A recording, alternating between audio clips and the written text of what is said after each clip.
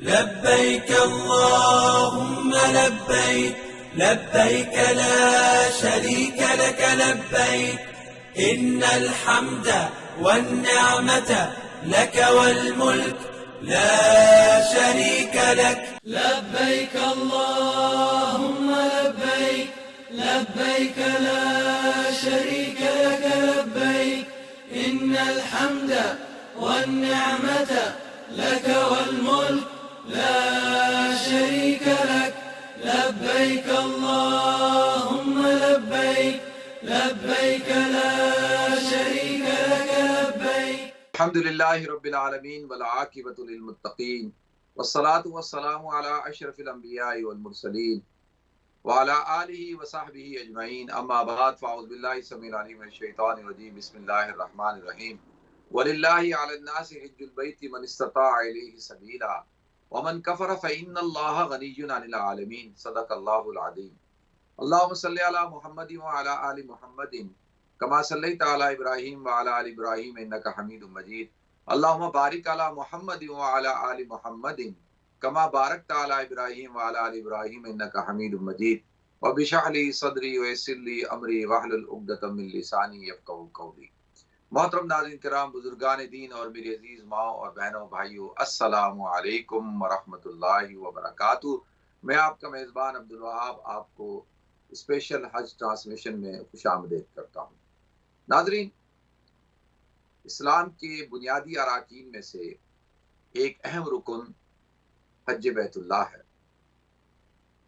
حج جو کہ مسلمانوں کے اوپر فرض ہے، حضور اکرم صلی اللہ علیہ وسلم نے ارشاد فرمایا کہ جو شخص اس بات کی استطاعت رکھتا ہو، من ملک زادن او راحلتن تبلغہ الی بیت اللہ، کہ جو شخص زاد راہ رکھتا ہو، وسعت رکھتا ہو، بیت اللہ تک پہنچ سکتا ہو، تو اس کو چاہیے کہ وہاں پہنچے. فلم یحج، اور اگر وہ وہاں نہ پہنچے اور وہ حج نہ کرے تو فلا علیہ ان یموت یہودیا ولا نصرانیا، کہ پھر میری ذمہ داری نہیں ہے کہ وہ شخص جو ہے وہ مسلمان ہو کر مرے، یعنی یہودی ہو کر مرے یا نصرانی ہو کر مرے.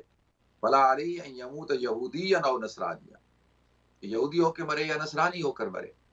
ناظرین، اللہ رب العزت نے قرآن پاک میں ارشاد فرمایا وَلِلَّهِ عَلَى النَّاسِ حِجُّ الْبَيْتِ مَنِ اسْتَطَاعَ إِلَيْهِ سَبِيلًا، کہ لوگوں پر اللہ کا حق ہے. وَلِلَّهِ عَلَى النَّاسِ حِجُّ الْبَيْتِ، کہ وہ اس کے گھر کی زیارت کریں.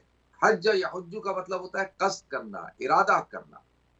اور حج اصطلاحی معنی میں ہے کہ زمانہ مخصوصہ میں مقامات مخصوصہ کا نیت مخصوصہ کے ساتھ، اعمال مخصوصہ کے ساتھ جو ہے وہ سفر کرنا، اور حج بیت اللہ کے اندر وقت کو گزارنا، مکہ کے اندر وقت کو گزارنا.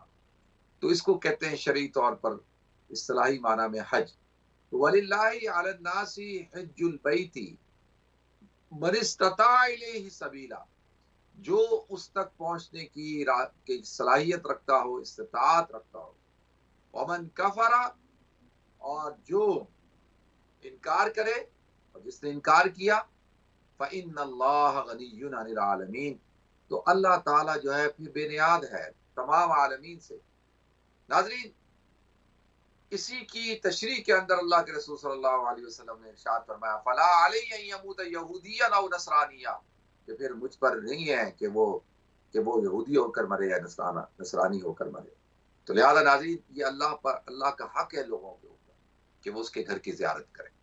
تو جو اسلام کے جو اراکین ہیں بنیادی 5 اسلام کے اراکین ہیں. بنی الاسلام علی 5، شہادت ان لا الہ الا اللہ وان محمدً عبدہ ورسولہ، اس بات کی گواہی دینا کہ اللہ کے علاوہ کوئی الہ نہیں اور محمد صلی اللہ علیہ وسلم اس کے بندے اور رسول ہیں. وإقام الصلاۃ وإیتاء الزکاۃ وتصوم شہر رمضان وتحج حج البیت. چوتھا رکن کیا ہے؟ حج بیت اللہ کی زیارت کرنا، حج کرنا، بیت اللہ کی، اللہ کے گھر کی کا حج کرنا، زیارت کرنا. وتحج حج البیت. تو لہذا ناظرین، حضور اکرم صلی اللہ علیہ وسلم سے صحابہ نے پوچھا یا رسول اللہ، کیا حج ہر سال فرض ہے؟ اللہ کے رسول صلی اللہ علیہ وسلم خاموش رہے. پھر پوچھا کیا حج ہر سال فرض ہے؟ اب خاموش رہے. پھر اسی دفعہ میں آپ نے جواب دیا نہیں، زندگی میں ایک مرتبہ حج کرنا فرض ہے. اور ناظرین یہ ہر مسلمان کے اوپر نہیں، اس کے اوپر ہے تو وَلِلَّهِ عَلَى النَّاسِ، لوگوں پر اللہ کا حق ہے، من استطاع الیہ سبیلا، جو استطاعت رکھتا ہو. تو اس سے مراد یہ ہے کہ ایک شخص ہو، اس کے پاس اتنا پیسہ ہو کہ وہ وہاں جا سکتا ہو، من استطاع، اور صحت مند ہو، بیمار نہ ہو، حالت امن ہو، وہاں تک پہنچ سکتا ہو. اس کے گھر والوں کو جب وہ چلا جائے تو اس کے گھر والوں کو کوئی لک آفٹر کرنے والا ہو، ان کے کھانے پینے کا اسباب سنبھالنے کی کے لیے فرد موجود ہو. یعنی ایسا نہ ہو کہ گھر کے اندر والد والدہ یا کوئی ایسے بہت بیمار ہیں، معذور ہیں، اور وہ ان کو کوئی لک آفٹر کرنے والا نہیں ہے، بچے چھوٹے ہیں، اس طریقے سے. تو یہ ساری چیزیں ہیں. تو جب یہ سب چیزیں پائی جائیں تو پھر لازمی ہے کہ انسان اللہ کے گھر کا حج کرے. تو حضور نے فرمایا زندگی میں ایک مرتبہ. حضور نے فرمایا کہ اگر تمہارے سوال کرنے پہ اگر میں یہ کہہ دیتا کہ ہر سال فرض ہے تو یہ تکلیف مالا یطاق ہوتی کچھ. یعنی یہاں پہ زندگی میں ایک دفعہ حج کرنا مشکل ہو گیا ہے، تو ہر سال کون کر سکتا؟ اور یہ تو بہت ایسا حکم ہو جاتا کہ جس کی تو انسان صلاحیت ہی نہیں رکھتا، استطاعت ہی نہیں رکھتا. تو یہ حضور اکرم صلی اللہ علیہ وسلم کی سنت سے محبت، اللہ رب العزت کسی بھی ایسے حکم کا انسان کو مکلف نہیں بناتے کہ جس کے اندر پورا کرنے کی جس کے اندر صلاحیت نہ ہو. تو لہذا یہ لوگوں پر اللہ کا حق ہے. دیکھیں کیوں، کائنات اللہ کی بنائی ہوئی ہے، یہ کائنات اللہ رب العزت نے بنائی، اس کا خالق مالک اللہ ہے، اس کو چلانے والا اللہ ہے. میرا اور آپ کا معبود حقیقی اللہ ہے، میرا اور آپ کا پالنہار رب اللہ ہے. جب اللہ ہی نے اس کائنات کو بنایا، اللہ ہی ہمارا مالک ہے، خالق ہے، اللہ ہی نے سب کچھ پیدا کیا، مجھے آپ کو پیدا کیا، تو اللہ تعالیٰ نے اس کائنات کے اندر اپنا گھر بنایا ہے جس کو کہتے ہیں بیت اللہ. ان اول بیت وضع للناس للذی ببکۃ مبارکا وہدی للعالمین فی آیات بینات مقام ابراہیم، کہ وہ جس جگہ سے ہدایت پوری دنیا کے اندر پھیلے گی اور جہاں جو ہدایت کا منبع اور مرکز ہے، تجلیات ربانی کا نزول بیت اللہ پہ ہوتا ہے. تو لہذا اب اللہ کہتا ہے کہ وہ میرا گھر ہے بیت اللہ، وہ بیت جس کی نسبت اللہ کی طرف ہے. تو اللہ کہتا ہے پھر مجھ سے محبت کا تقاضا یہ ہے کہ کم سے کم زندگی میں تو ایک دفعہ میرے گھر کی زیارت کر لو. اے مسلمانوں، اے مومنوں، کہ تم دن میں 5 دفعہ نماز پڑھتے ہو، نماز پڑھتے ہوئے کہتے ہو کہ میرا منہ قبلے کی طرف، وَلِلَّهِ الْمَشْرِقُ وَالْمَغْرِبُ فَأَيْنَمَا تُوَلُّوا فَثَمَّ وَجْهُ اللَّهِ. تو اگرچہ اللہ مشرق میں بھی ہے، مغرب میں بھی ہے، لیکن اللہ کہتا ہے کہ جہاں کہیں تم منہ پھیرتے ہو اللہ وہاں ہوتا ہے. لیکن اللہ رب العزت نے جو مرکز بنایا ہے بیت اللہ، تو اس کی طرف حکم دیا کہ کیا کہ تم جہاں کہیں بھی ہو فَأَيْنَمَا تُوَلُّوا فَثَمَّ وَجْهُ اللَّهِ، کہ وَمِنْ حَيْثُ خَرَجْتَ فَوَلِّ وَجْهَكَ شَطْرَ الْمَسْجِدِ الْحَرَامِ، کہ تم جہاں کہیں نکلو، جہاں بھی ہو، تو تم اپنے چہرے کو مسجد حرام کی طرف کر لو، کیونکہ وہ منبع ہے، وہ مرکز ہے، اللہ کا گھر ہے، ہمارا رخ اس طرف ہونا چاہیے. اللہ کہتا ہے ساری زندگی تم اس کے گھر کی طرف رخ کر کے نماز پڑھتے ہو، قبلہ رخ ہوتے ہو، تو کیا اس کا اتنا حق نہیں بنتا کہ تم زندگی میں ایک دفعہ اس گھر کی زیارت کرو؟ جب حضرت ابراہیم علیہ السلام نے اس گھر کی تعمیر شروع کری، وَإِذْ يَرْفَعُ إِبْرَاهِيمُ الْقَوَاعِدَ مِنَ الْبَيْتِ وَإِسْمَاعِيلُ، ابراہیم اور اسماعیل نے جب اس گھر کی تعمیر، قواعد کے اوپر تعمیر شروع کی، وَإِذْ بَوَّأْنَا لِإِبْرَاهِيمَ مَكَانَ الْبَيْتِ، اور پھر اپنے گھر والوں کو مکان البیت کہ اپنے قرار دیا، ٹھکانہ دیا، اور پھر کہا اللہ تشرک بی شیئا، کہ دیکھو کسی کو اس کے ساتھ شریک نہ ٹھہرانا. تو اللہ فرماتے ہیں قرآن پاک میں وَإِذْ يَرْفَعُ إِبْرَاهِيمُ الْقَوَاعِدَ مِنَ الْبَيْتِ وَإِسْمَاعِيلُ تو ربنا تقبل منا انك انت السميع العليم ربنا وجعلنا مسلمين لك ومن ذريتنا امة مسلمة لك وارنا مناسكنا وتب علينا انك انت التواب الرحيم ربنا وبعث فيهم رسولا منهم. تو لہذا یہ دعا مانگی کہ اللہ تو اس گھر کو عزت والا بنا، لوگوں کے دلوں کو اس کی طرف متوجہ کر دے، اور ایک نبی مبعوث فرما جو لوگوں کی اصلاح کرے، ان کا تزکیہ کرے، کتاب اور حکمت کی تعلیم دے، وَيُعَلِّمُهُمُ الْكِتَابَ وَالْحِكْمَةَ وَيُزَكِّيهِمْ۔ تو لہذا حضرت ابراہیم علیہ السلام نے دعا مانگی، اور جب یہ گھر تعمیر ہو گیا تو اللہ نے حکم دیا ابراہیم وَأَذِّن فِي النَّاسِ بِالْحَجِّ يَأْتُوكَ رِجَالًا وَعَلَىٰ كُلِّ ضَامِرٍ يَأْتِينَ مِنْ كُلِّ فَجٍّ عَمِيقٍ لِيَشْهَدُوا مَنَافِعَ لَهُمْ۔ اے ابراہیم اب پکارو لوگوں کو، وَأَذِّن فِي النَّاسِ، کہ لوگوں کو پکارو کہ اب وہ آئیں اس گھر کی زیارت کے لیے۔ ناظرین، علماء نے ارشاد فرمایا کہ اللہ تعالیٰ نے حکم دیا، حضرت ابراہیم علیہ السلام نے پکارا، تو حضرت ابراہیم کی پکار پہ جن جن ارواح نے لبیک کہا ہے اور جتنی دفعہ کہا ہے وہ اس گھر کی زیارت اتنی دفعہ کرنے جائیں گے۔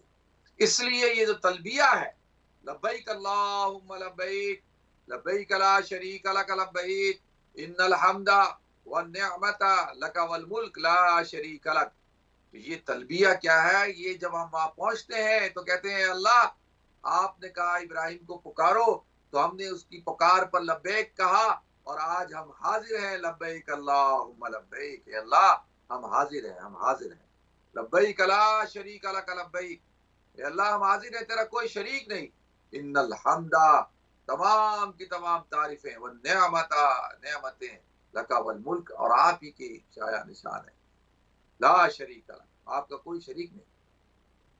تو لہذا ناظرین اب مومنوں کو حکم دیا گیا، الحمدللہ اب مسلمان ہر سال لاکھوں فرزندان توحید جمع ہوتے ہیں ان دنوں کے اندر اور بیت اللہ کے اندر، اور جاتے ساتھ ہی طواف قدوم کرتے ہیں۔ جو حضرات حج تمتع کا احرام باندھتے ہیں وہ جاتے ہیں، عمرہ کرتے ہیں، پھر احرام کو کھولتے نہیں۔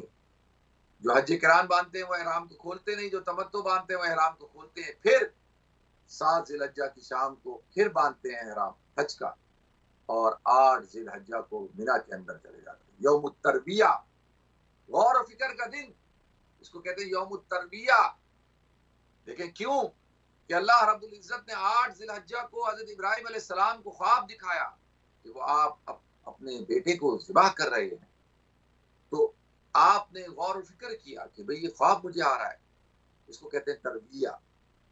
اور پھر 9 ذی الحجہ کو دوبارہ دکھایا، اس کو کہتے ہیں یوم عرفہ، یعنی عرفان حاصل ہو گیا کہ بس۔ اور 10 ذی الحجہ کو جب اللہ نے دوبارہ دکھایا تو اس کو کہتے ہیں یوم النحر، کہ اب یہ دن ہے قربانی کا دن، اور حضرت ابراہیم علیہ السلام نے قربانی پیش کی۔ تو لہذا یوم التربیہ، یوم العرفہ، یوم النحر، ان کی وجہ تسمیہ ہے۔ تو لہذا ناظرین اب فرزندان توحید جمع ہوتے ہیں، مینا کے اندر قیام کرتے ہیں۔ مینا وہ مبارک جگہ ہے، وہ مقام ہے جہاں پہ حضرت ابراہیم علیہ السلام اور اسماعیل علیہ السلام نے جو ہے وہ قربانی پیش کی۔ اللہ تعالیٰ نے اس کو کیا حج کا ایک رکن بنا دیا کہ بھائی مینا کے اندر قیام کرو 5 دن تک، 8، 9، 10، 11 اور 12 کی مغرب سے پہلے جو ہے وہاں سے حضرات کوچ کرتے ہیں۔ اگر مغرب کے بعد بھی وہاں رہیں پھر 13 کی بھی رمی کرنی ہوگی۔ تو لہذا ناظرین یہ وہ سارا پس منظر ہے حج کا۔ اللہ تعالیٰ کو یہ ارکان اور یہ جو قربانی تھی حضرت ابراہیم علیہ السلام حضرت اسماعیل علیہ السلام کی، یہ اللہ کو بڑی محبوب ہوئی، اور اللہ تعالیٰ نے جو ہے وہ اس کو حج بنا دیا۔ اسی لیے اللہ کے رسول صلی اللہ علیہ وسلم نے زندگی کے اندر ایک حج کیا۔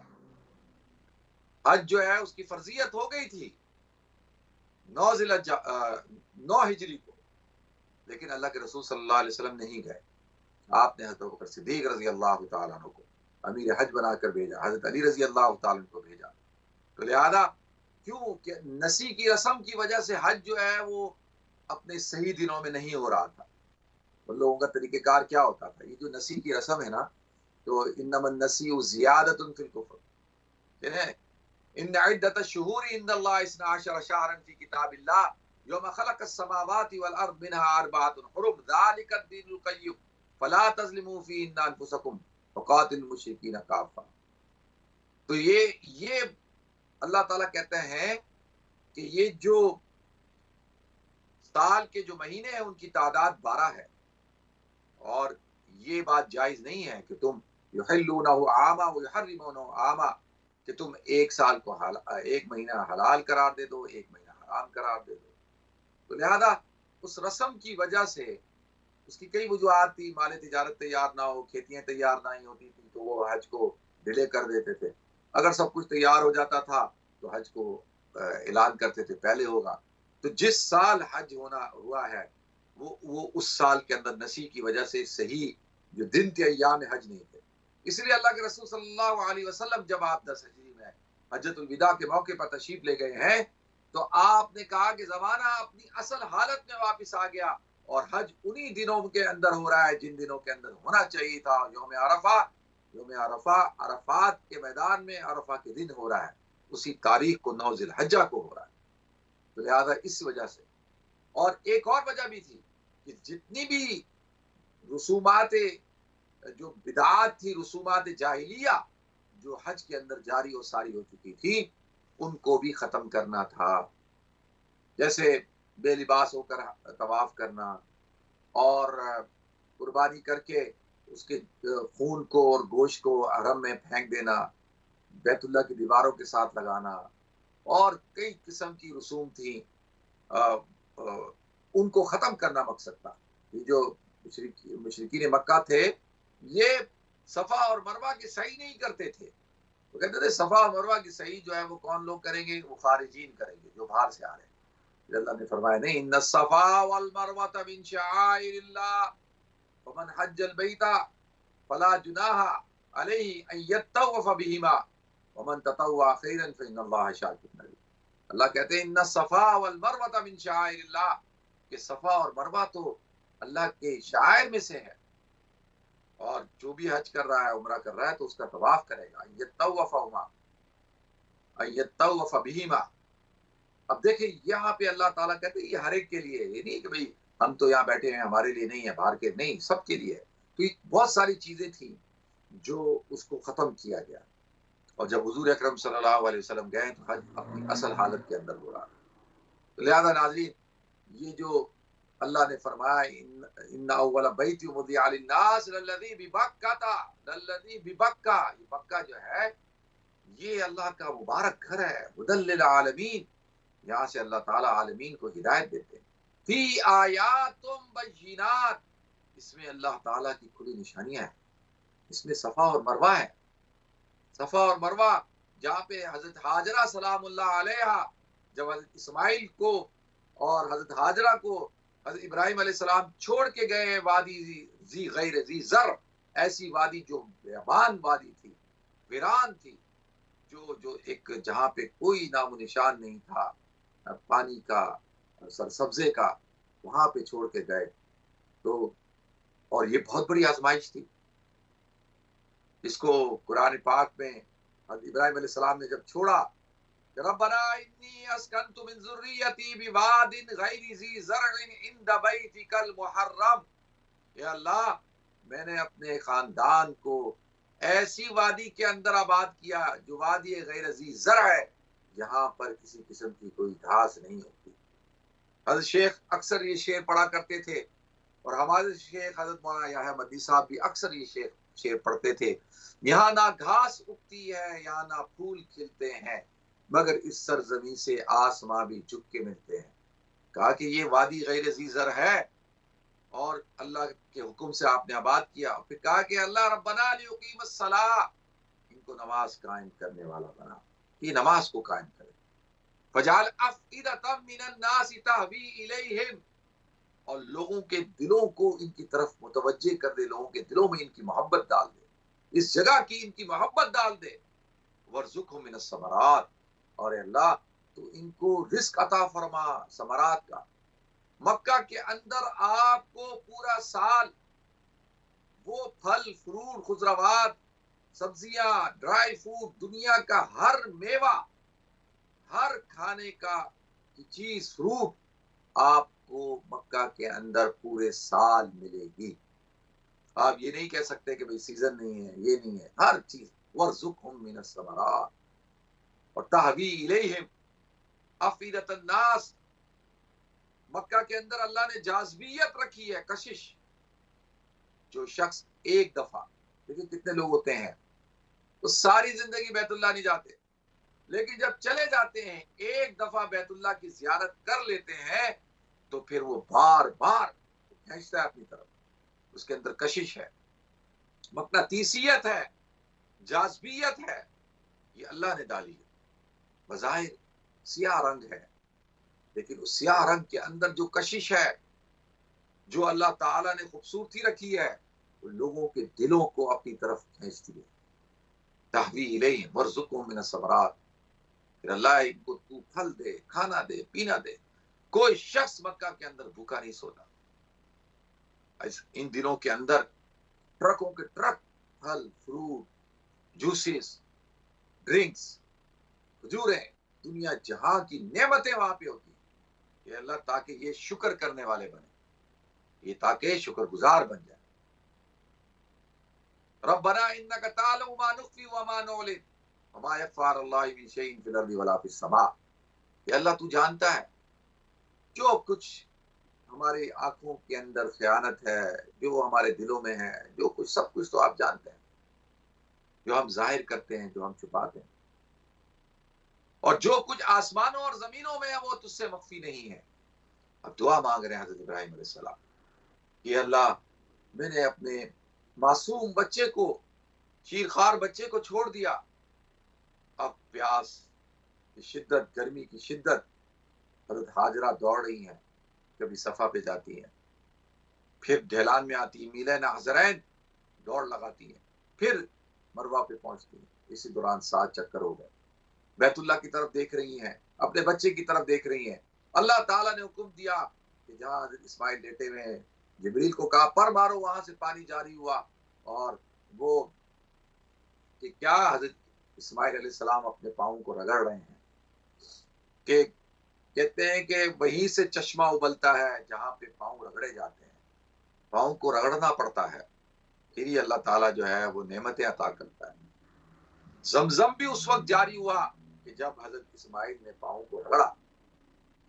پیاس کی شدت، تو حضرت ہاجرہ سلام اللہ علیہ تشریف لائی اور انہوں نے فوراً ایک باؤنڈری بنائی مٹی کی اور کہا زمزم ٹھہر جا، ٹھہر جا. اس پانی کو کہا ٹھہر جا.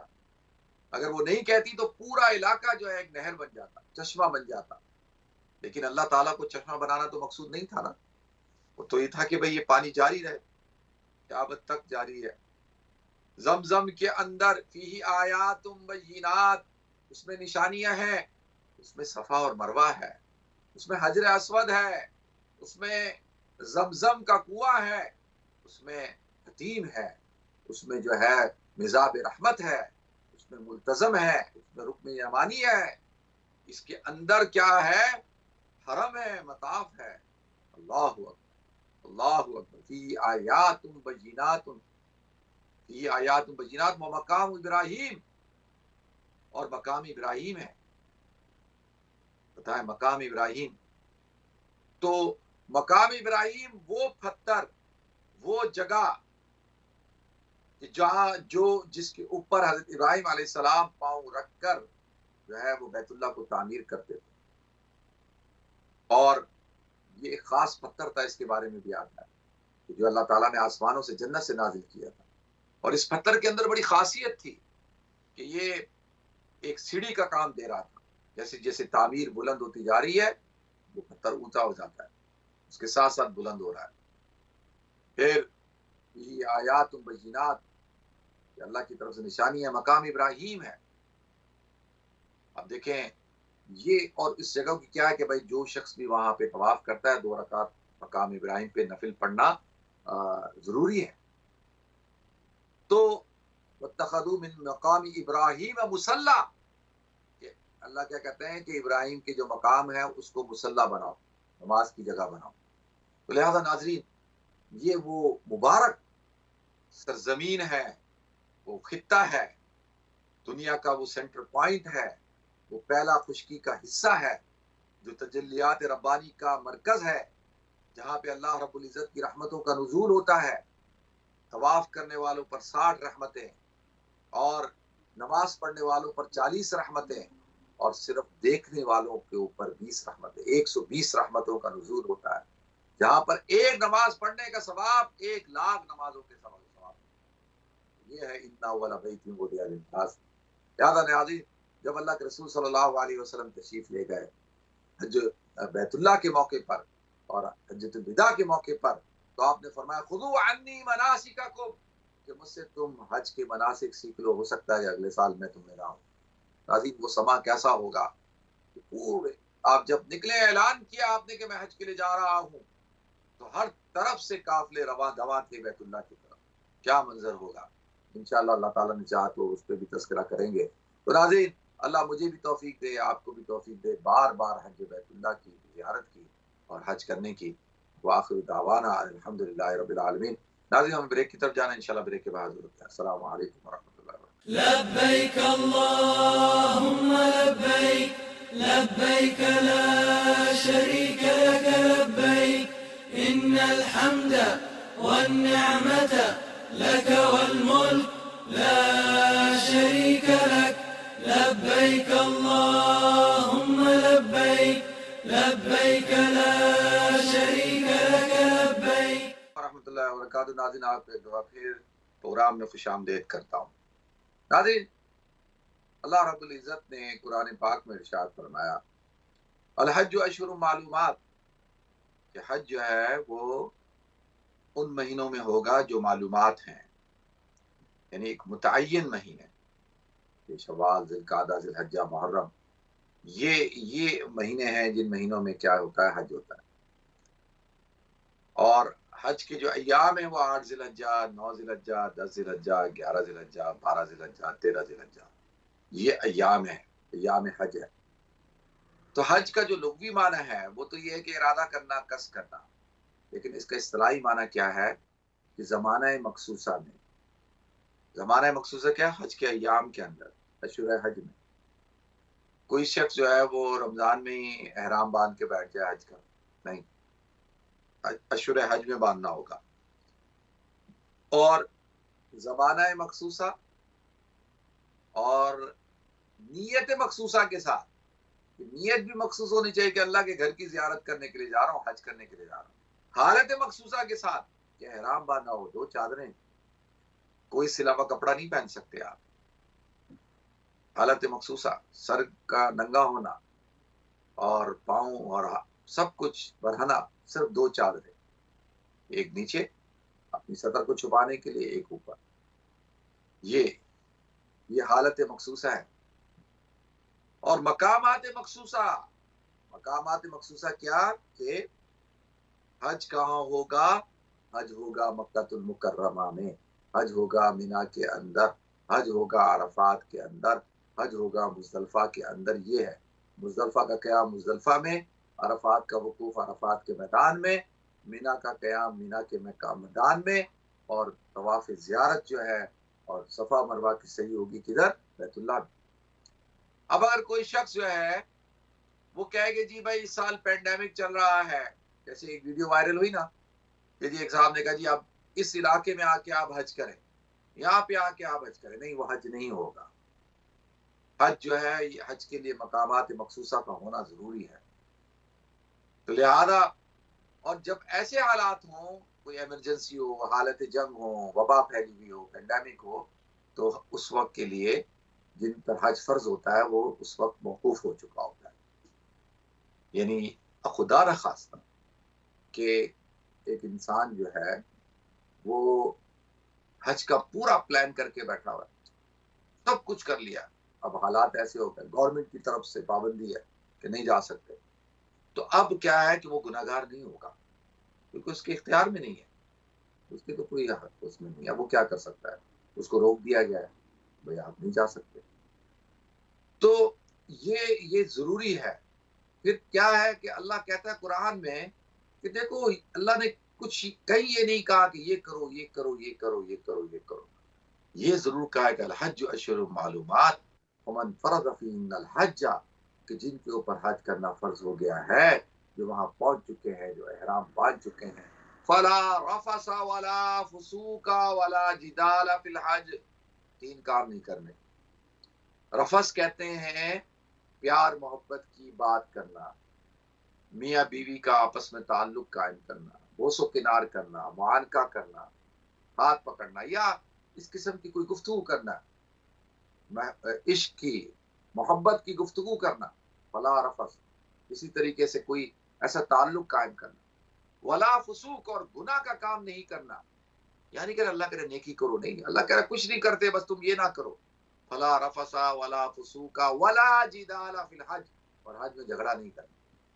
لیکن یہ بڑی بات ہے، کیونکہ حج کے موقع پہ کیا ہوتا ہے، انسان کے جذبات، اس کا روٹین اور اس کا کھانا پینا، اس کا آرام، یہ ساری چیزیں جو ہے وہ اوپر نیچے ہوئی، تو وہ اسٹریس میں ہوتا ہے، غصے جلدی آ جاتا ہے، بھوکا ہو جلدی غصہ آتا ہے، نیند پوری نہ ہو جلدی غصہ آتا ہے، انسان نہایا ہوا نہ ہو جلدی غصہ آتا ہے، کپڑے صاف نہ پہنے ہو جلدی غصہ آتا ہے، یہ ساری چیزیں ہیں نا بھلا، اور سفر ہو، گرمی ہو، جلدی غصہ آتا ہے، ولا جدال فی الحج وما تفعلوا من خیر یعلم اللہ، اور جو بھی تم نیک کام کرتے ہو اللہ کو پتہ، اللہ کے ہاں تمہاری نیکی ضائع نہیں ہوگی۔ وتزودوا فإن خیر الزاد التقوی، اور توشہ اختیار کرو، بہترین توشہ کیا ہے، وہ تقوی ہے، اللہ کا تقوی اختیار۔ واتقون یا اولی الالباب، اے عقل مند لوگوں میرا تقوی اختیار کرو، اللہ کہتے ہیں۔ یہ دیکھیں ناظرین، اللہ تعالیٰ مجھے آپ کو ہم سب کو توفیق عطا فرمائے حج کو اس کے اصولوں کے مطابق کرنے کی۔ اور دیکھتے ہیں ہمارے ساتھ کالر کون ہے۔ السلام علیکم۔ وعلیکم السلام، مفتی صاحب کیسے ہیں آپ؟ ٹھیک ہیں الحمدللہ میں ٹھیک ہوں جی، اللہ ہاں مفتی صاحب، میری کل آپ سے بات ہوئی تھی قربانی کے سلسلے میں۔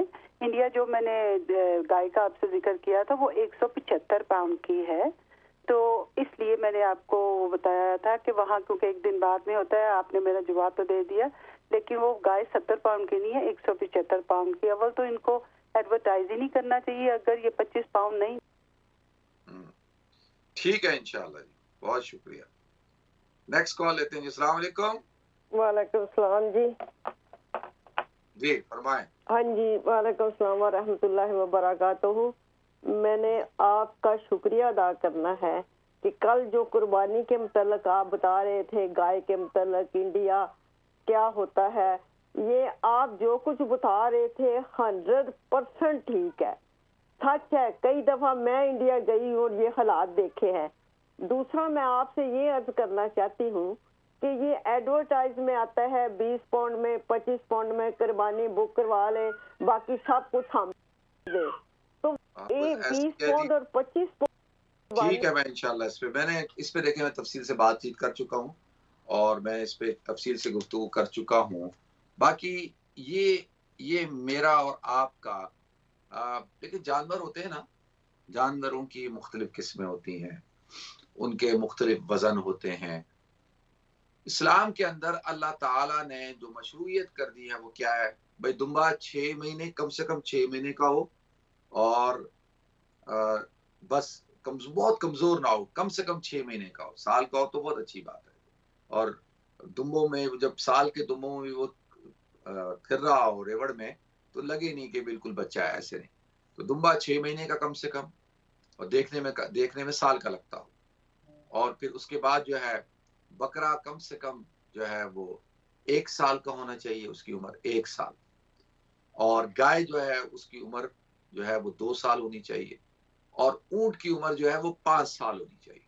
ٹھیک ہے جی، دمبا 6 مہینے کا ہو گیا کم سے کم، دیکھنے میں سال کا لگتا ہو، بکرے کی عمر 1 سال ہو، گائے کی عمر جو ہے وہ 2 سال ہو، اور اونٹ کی عمر 5 سال ہو۔ اب اگر اونٹ 5 سال سے کم عمر کا ہے، قربانی نہیں ہوگی۔ گائے 2 سال سے کم عمر کی ہے، قربانی نہیں ہوگی۔ بکرا 1 سال سے کم عمر کا ہے، قربانی نہیں ہوگی۔ تو اب یہ اس کی سال کے اعتبار سے، اچھا اب یہ تو عمر ہوگی نا، اس کی خوبصورتی ہوتی ہے، اچھا اس کے اندر جو ہے وہ اس کا وزن ہوتا ہے، گائے کا مختلف گایوں کے وزن ہوتے ہیں نا، اچھا پھر اسی طرح بکروں کے وزن ہوتے ہیں۔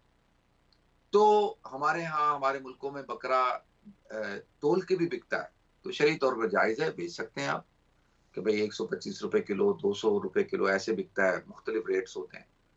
تو اب ان کی خوبصورتی، ان کے وزن کے اعتبار سے جو ہے وہ ان کی قیمت ہوتی ہے۔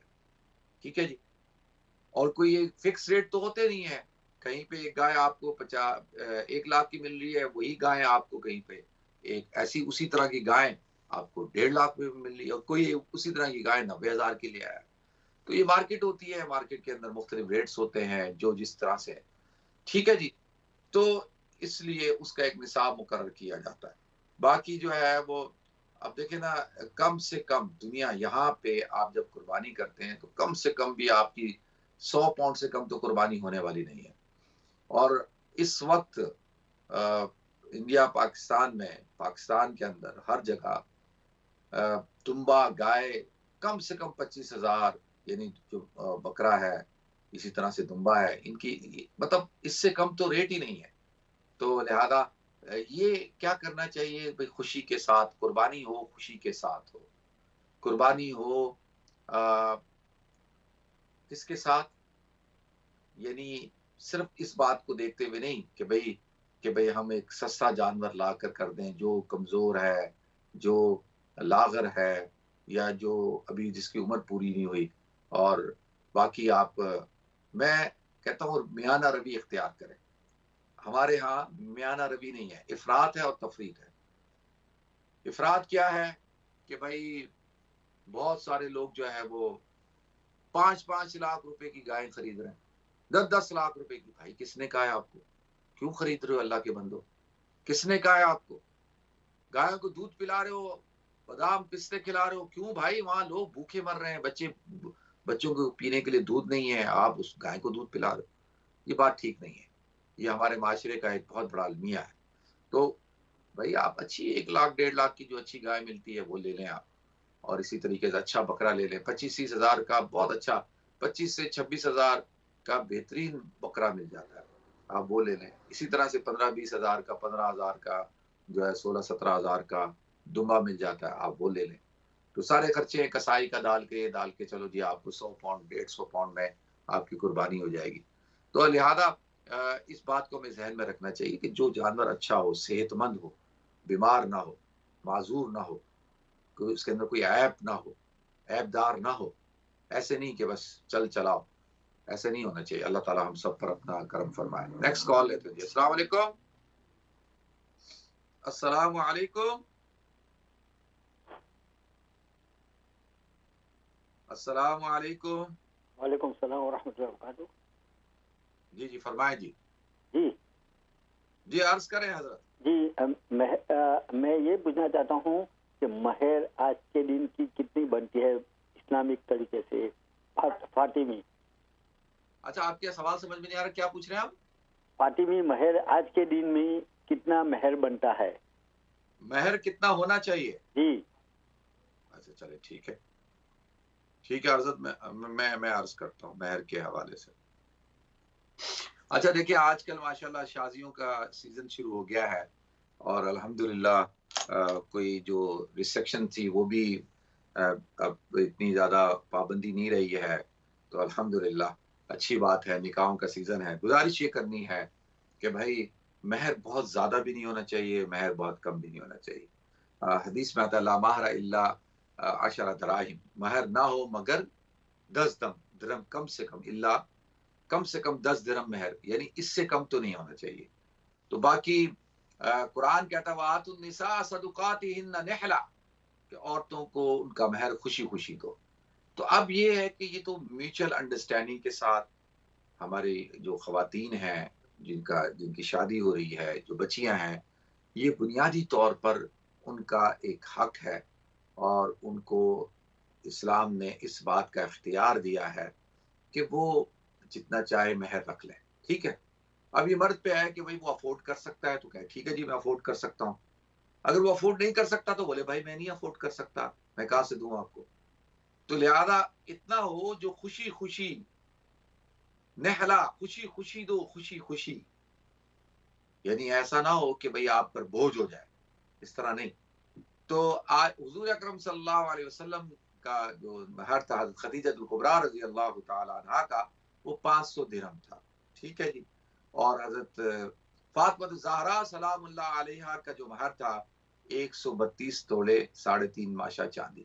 تو آلموسٹ سمجھ لیں 133 تولہ چاندی. تو وہ بھی اس کی قیمت بھی آلموسٹ 480-500 درہم یعنی 500 پاؤنڈ بنتے ہیں. تو آج کل اگر کوئی کہتا ہے مہر فاطمی تو وہ 500 پاؤنڈ کے قریب رقم بنتی ہے. تو 500 pound is a reasonable amount ہے. آپ 1000 بھی رکھ سکتے ہیں, آپ 2000 بھی رکھ سکتے ہیں, لیکن 50,000 پاؤنڈ, 25,000 پاؤنڈ, 1 لاکھ پاؤنڈ, یہ طریقہ کار ٹھیک نہیں ہے. پھر کیا ہوگا کہ اس سے نکاح مشکل ہو جائے گا, پھر ایک روایت چل پڑے گی. دیکھیں نا, آپ میں ایک مثال کے طور پہ کوئی ایک جگہ پہ اگر ایک خاتون کا مہر جو ہے وہ 25,000 پاؤنڈ ہو جاتا ہے, 50,000 پاؤنڈ, 15,000 پاؤنڈ, تو دوسری بچیاں دیکھ رہی ہیں, دوسرے خاندان دیکھ رہے ہیں کہ بھائی اس کا مہر 50,000 پاؤنڈ, 25,000 پاؤنڈ, 15,000 پاؤنڈ, 10,000 پاؤنڈ, تو میں کیوں بھائی 1,000 پاؤنڈ رکھوں, تو میں بھی اتنا ہی رکھوں. اب کون, دیکھیں نا, ایک پھر مشکل ہو جائے گا. حضور نے فرمایا سب سے زیادہ برکت والا نکاح وہ ہے کہ جو سادگی کے ساتھ ہو. اس میں سادگی میں یہ بھی ہے کہ جی مہر میں پراپرٹیاں لکھوانا, گاڑیاں لکھوانا, جائیدادیں لکھوانا, یہ ٹھیک کام نہیں ہے. پھر جو رشتہ خالصتاً محبت کی بنیاد پہ ہونا چاہیے, خلوص کی بنیاد پہ ہونا چاہیے, جو رشتہ وفاداری کی بنیاد پہ ہونا چاہیے, پھر وہ رشتہ پیسے کی بنیاد پر قائم ہوتا ہے, مٹیریل کی بنیاد پر قائم ہوتا ہے. اور جو رشتہ مٹیریل کے بنیاد پر قائم ہو, درم دنانیر اور رقم اور پاؤنڈ کی بنیاد پر, سونا چاندی کی بنیاد پہ قائم ہو, تو پھر جب تک سونا چاندی چلتا ہے رشتہ چلتا ہے, جب درم چلتا ہے رشتہ چلتا ہے, پاؤنڈ چلتا ہے رشتہ چلتا ہے. جیسے پاؤنڈ بند, سونا چاندی بند, رشتہ ختم. جیسی حالات آئیں گے تو پھر کیا ہوگا کہ پھر وہ اس رشتے میں کیونکہ پائیداری نہیں ہے. نکاح کا رشتہ تو بڑا محبت کا رشتہ ہے, یہ تو بڑا خلوص کا رشتہ ہے. تو لہذا اس کی بنیاد جو ہے وہ چیزوں کے اوپر نہ رکھی جائے. اس لیے اسلام اس کو ڈسکریج کرتا ہے کہ بھئی جہیز کا ہونا, بڑے بڑے مہر کا ہونا, اور جو ہے اسی طریقے سے جو ہے بہت زیادہ اخراجات کا ہونا, اور لاہو لایانی کا ہونا, نمود و نمائش کا ہونا, یہ ساری باتیں ٹھیک نہیں ہے.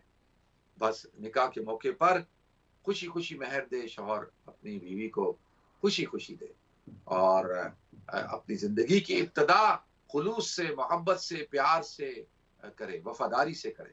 آج ان سب چیزوں کی کمی ہے ہماری سوسائٹی کے اندر, ہمارے معاشرے کے اندر کمی ہے. اللہ تعالی ہم سب کو توفیق عطا فرمائے, اللہ تعالی ہم سب کو اس پر عمل کرنے کی توفیق عطا فرمائے. معاشرے کے اندر دیکھیں, ہر دور کے اندر جو عبادات ہیں ان میں بھی خرابی آئے گی, رسوم و رواج بھی آ جائیں گے, اور نام و نمود اور ریاکاری اور نمائش بھی آ جائے گی. اسی طریقے سے آج قربانی کے اندر بھی ہو گیا. قربانی بھی نام و نمود اور نمائش کا ذریعہ بن گئی ہے. اور جو ہے وہ بس میں نے جب ہوش سنبھالا اپنے گھر کے اندر اس کانسیپٹ کو بدل دیا. ہمارے بڑے بھائی صاحب ماشاءاللہ, اللہ تعالیٰ ان کو خوش رکھے, وہ کہتے تھے یار جانور بڑا ہو, خوبصورت ہو, بڑا دیکھنے میں ایسا ہو ایسا ہو. میں کہا بھائی آپ ایک جانور خرید کے لاؤ گے 50,000 کا, 60,000 کا, تو 50,000 میں 2 آ جائیں گے. آپ 2 خرید کے لائیں. آپ 3 لاکھ کی, 2 لاکھ کی, 3 لاکھ کی ایک گائے لیں گے, آپ جو ہے 2 لاکھ کی 2 گائیں لے لیں, تو زیادہ اچھا نہیں ہے؟ زیادہ غریبوں کو گوشت ملے گا, زیادہ غریب کھائیں گے. تو الحمدللہ اللہ نے وہ سلسلہ بدل دیا. ایک دفعہ میں گیا, میں بالکل خوبصورت جانور خرید کے لے آیا. کہا بھئی یہ کیا ہوگا؟ نہیں یہی اچھے ہیں, یہی نام و نمود سے نکلیں. وہ اگرچہ دیکھیں نا, لوگ تو جو باتیں کرنے والے ہوں گے وہ باتیں ہی کریں گے. الحمدللہ 92 سے الحمدللہ ہم لوگ اونٹ کرتے ہیں ہمارے علاقے کے اندر, اللہ کا بڑا فضل ہے, تو ہم سارے بھائی کرتے ہیں. تو وہ اس کا نتیجہ کیا نکلا کہ الحمدللہ اللہ نے اس سنت کو زندہ کرا دیا. وہ سنت زندہ ہو گئی. کتنے لوگوں نے اس کو دیکھا دیکھی, سنت کو دیکھا دیکھی عمل کرنا شروع کر دیا, اور اللہ نے اس کی برکات ہمیں دے دی. تو وہ سنت زندہ کریں. غریبوں کو خوشی کے دن ہیں, ایام اضحیہ جو ہیں وہ خوشی کے دن ہیں, کھانے پینے کے دن. کلوا واشربوا, اللہ کہتا ہے کھاؤ پیو لیکن ضائع مت کرو, خوب کھائیں آپ. اللہ تعالیٰ کہتا ہے کھاؤ کھلاؤ. وَأَطِعِمُوا الْبَائِسَ الْفَقِيرَ, خود بھی کھاؤ اور فقیروں کو بھی کھلاؤ, مجبوروں لوگوں کو بھی کھلاؤ.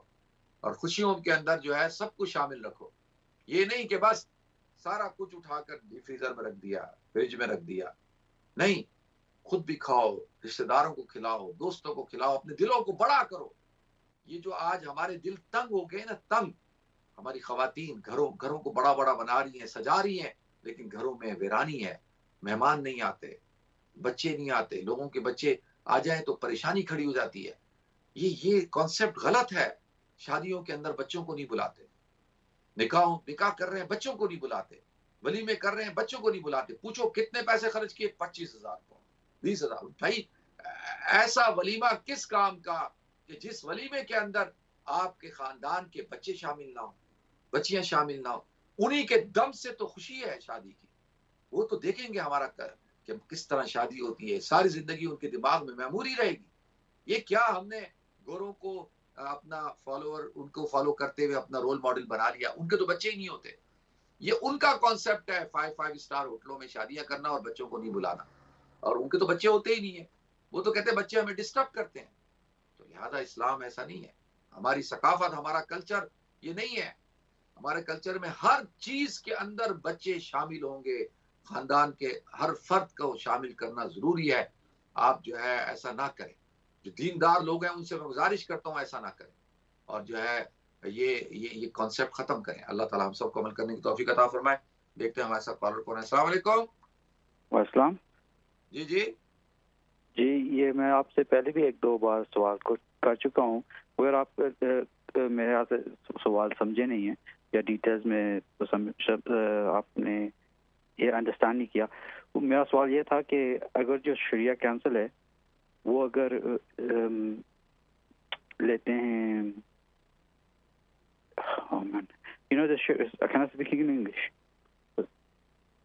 ہلو. آپ میرے بھائی آپ سوال ہی نہیں پوچھ پا رہے، تو آپ مجھے کہہ رہے ہیں کہ میں آپ کا سوال نہیں سمجھا. آپ ابھی سوال تو پوچھیں نا، سمپل الفاظ میں پوچھیں کیا سوال ہے آپ کا.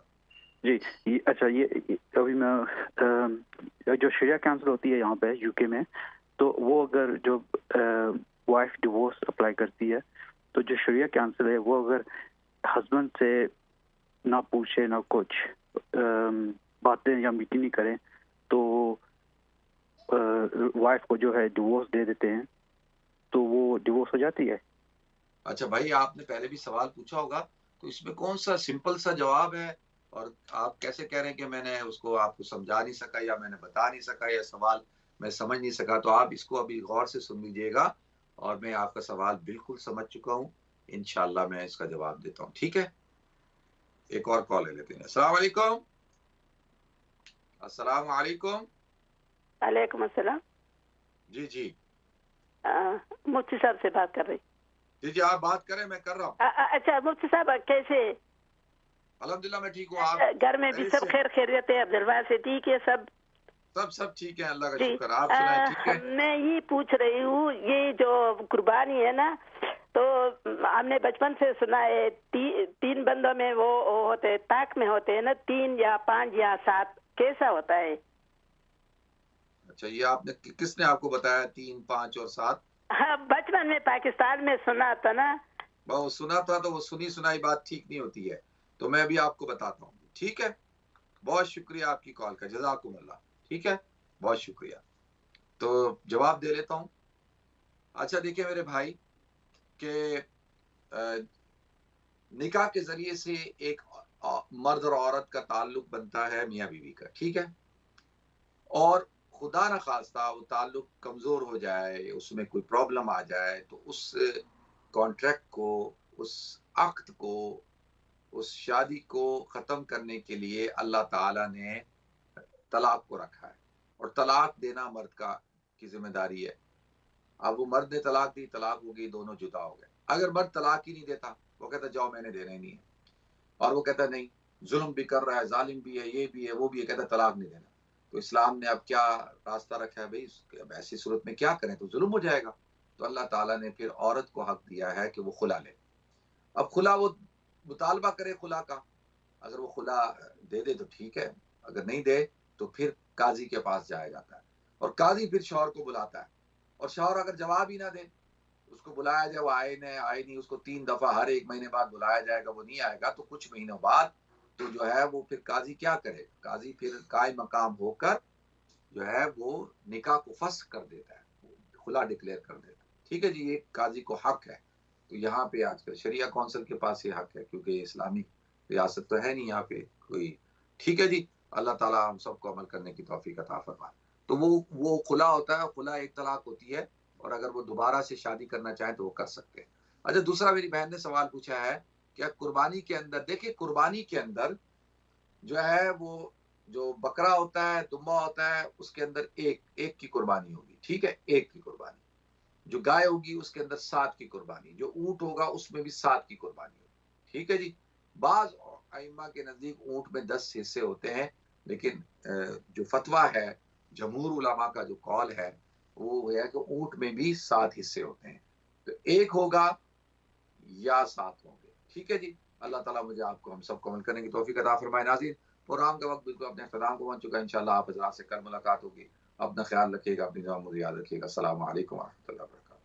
لبيك اللهم لبيك لبيك لا شريك لك لبيك إن الحمد والنعمة لك والملك لا شريك لك. لبيك اللهم لبيك لبيك لا شريك لك لبيك إن الحمد والنعمة لك والملك لا شريك لك. لبيك اللهم لبيك لبيك لا شريك لك لبيك. لبيك اللهم لبيك لبيك لا شريك لك لبيك إن الحمد والنعمة لك والملك لا شريك لك.